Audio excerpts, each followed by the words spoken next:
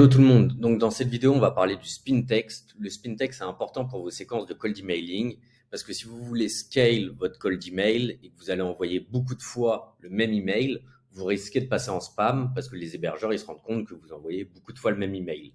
Donc même s'il y a des variables comme le I first name, etc., les hébergeurs ils s'en rendent compte quand même. Donc dans Emalia, pour ajouter du spin text, il y a un petit bouton ici. Hop, ajouter spin text. Donc la version enfin, l'exemple de base que je montre, c'est hello, bonjour, salut. Donc là, une fois sur trois, ça va envoyer l'un, une fois sur trois, ça va envoyer l'autre. Mais le but, c'est d'en mettre un peu partout dans son email. Et du coup, ça crée tellement de combinaisons différentes que vous envoyez jamais deux fois le même email. Donc, par contre, il faut bien comprendre que le spin text, c'est vraiment pour dire la même chose, juste d'une manière différente.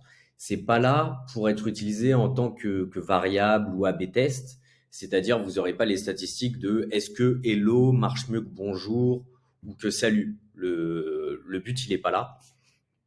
Et donc, j'avais l'habitude de dire que le spin text, vu que ça prend du temps d'en mettre un peu partout dans son mail et d'être sûr que toutes les combinaisons matchent et soient bonnes, j'avais l'habitude de dire qu'il faut déjà tester plusieurs séquences d'emails et une fois que vous avez vraiment trouvé le bon message, la bonne approche, là, vous passez du temps à rajouter du spin text quand vous voulez vraiment mettre dans votre campagne 2000, 3000, 10 000 contacts et faire une très grosse campagne.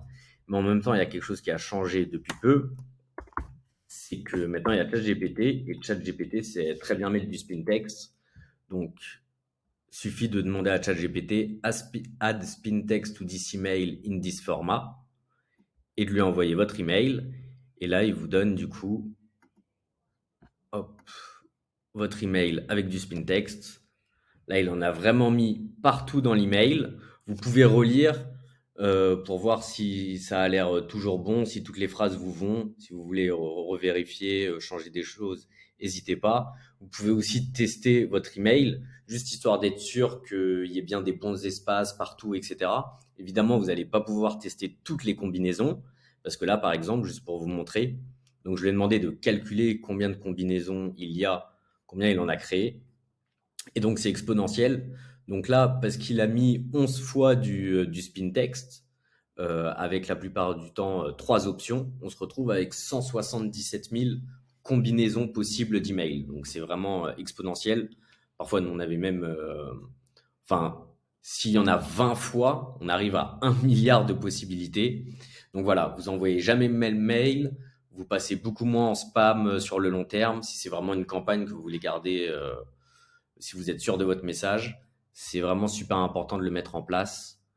Donc voilà, j'espère que cette vidéo elle vous aura été utile. Si vous avez des questions, n'hésitez pas à les poser.